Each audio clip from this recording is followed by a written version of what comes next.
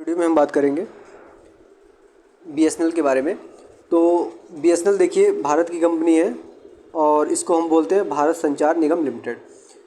तो सबसे बड़ी बात है कि अभी आए दिन आप देखे होंगे कि जियो के, वीआई के और एयरटेल के जो रेट हैं रिचार्ज के वो काफ़ी बढ़ गए हैं। वो ऑलमोस्ट 11 से 25% के बीच में वेरी कर रहा है। मतलब कोई मतलब 11 से 25 के बीच में ये कंपनियां अपना रेट बढ़ाई है। जैसे टैरिफ का हो गया, डेटा का हो गया और अनलिमिटेड डेटा का हो गया।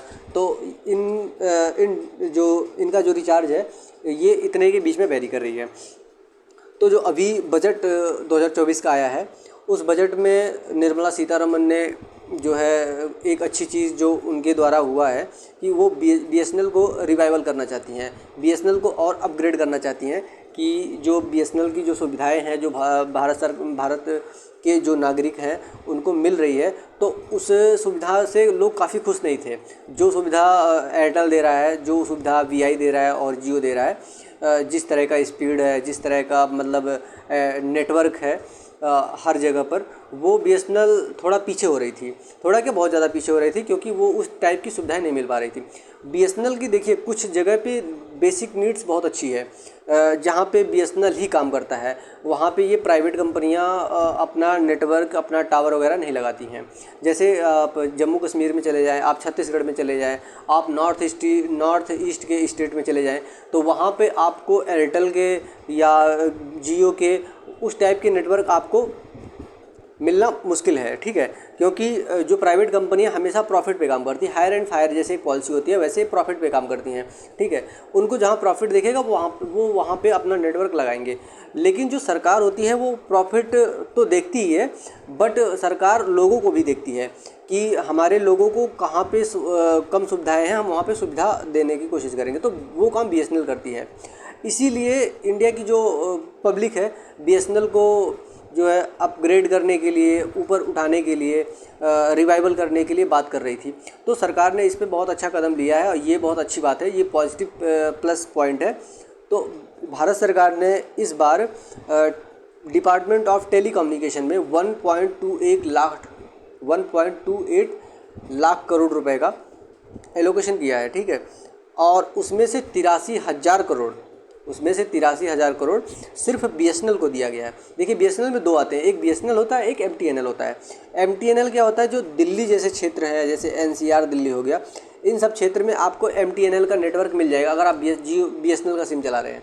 लेकिन ओवरऑल इंडिया में अगर आप देखोगे तो वहाँ पर बीएसएनएल के नेटवर्क आपको मिलेंगे। ठीक है, तो जो है फाइनेंस सेक्रेटरी टीवी सोमनाथन से पूछा गया कि आप जो बीएसएनएल को इतना पैसा दे रहे हो, आप 83,000 रुपये करोड़, तो क्या इससे क्या बेनिफिट होगा, जनता को क्या बेनिफिट होगा, हम लोगों को क्या बेनिफिट होगा।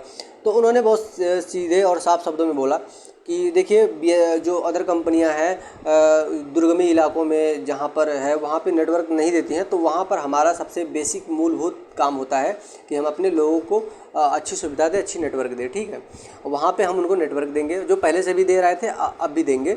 ठीक है, और दूसरा क्या है कि हम जो बीएसएनएल है इसको 4G में कन्वर्ट कर रहे हैं, और जो 4G में जो इक्विपमेंट वगैरह लगेंगे, जैसे जो इक्विपमेंट लगेंगे उनमें ये बीएसएनएल ही बनाएगा। ठीक है, और वो इस टाइप का मतलब चीज़ें होंगी कि बीएसएनएल को अपग्रेड करके 5G में, बीएसएनएल को 4G से अपग्रेड करके 5G में कन्वर्ट कर दिया जाए। ठीक है, तो देखिए अभी तक जो 8-10 साल से चल रहा था बीएसएनएल, जो लॉस में चल रहा था, तो टोटल अगर लॉस देखा जाए तो 43,000 करोड़ रुपए का लॉस हो रहा था। अगर हम 22-23 की बात करें तो 22-23 में बीएसएनएल का जो लॉस था 8,161 करोड़ का, बहुत ज़्यादा नहीं था अगर देखा जाए तो 22-23 में, तो 8,161 करोड़ रुपए का था।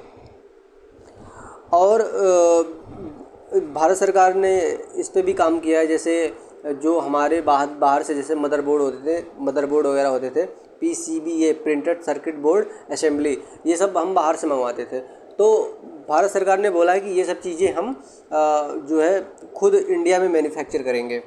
ठीक है, और जैसे lithium, copper, cobalt, rare earth जो एलिमेंट्स होते हैं उन पे टैक्स भी कम किया है भारत सरकार ने। वो टैक्स इसीलिए कम किया है कि जैसे टेलीकम्युनिकेशन हो गया या फिर आपको इलेक्ट्रॉनिक इक्विपमेंट वगैरह बनाने हैं, तो वो इक्विपमेंट आप जो है इंडिया में बनाओ और हम आप पे टैक्स कम लेंगे, और जब टैक्स कम लेंगे तो आप आसानी से उस चीज़ को बना सकते हो और इंडिया में प्रोवाइड कर सकते हो। ये चीज़ हुआ है। और अगर हम बात करें, जब से जियो का, एयरटेल का और वीआई का रिचार्ज का प्लान बढ़ा हुआ है, तब से जो पब्लिक है वो मोबाइल नंबर पोर्टेबिलिटी 25 लाख लोग ने बीएसएनएल की तरफ सीधा सीधा रुख ले लिया, ठीक है। और वो उनके जो रिचार्ज के प्लान्स थे बढ़ने के कारण, मतलब वो बीएसएनएल में पोर्ट करवा लिए। अब समस्या यहाँ आके अटकती है, अगर वो बंदे जो पब्लिक गई है बीएसएनएल के प्रति गई है, बीएसएनएल का सिम वगैरह लिया है, बीएसएनएल की सर्विस लेना चाहते हैं, अगर उनको सुविधा नहीं मिली तो क्या करेंगे? तो जाहिर सी बात है वो ही पर्सन इधर शिफ्ट कर जाएंगे। तो इस मामले में भारत सरकार ने सोचा है और ये बहुत अच्छा कदम है, बहुत अच्छा इनिशिएटिव है।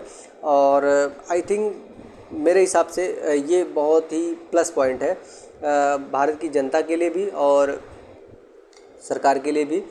और इसी के साथ हम अपने वीडियो को समाप्त करते हैं।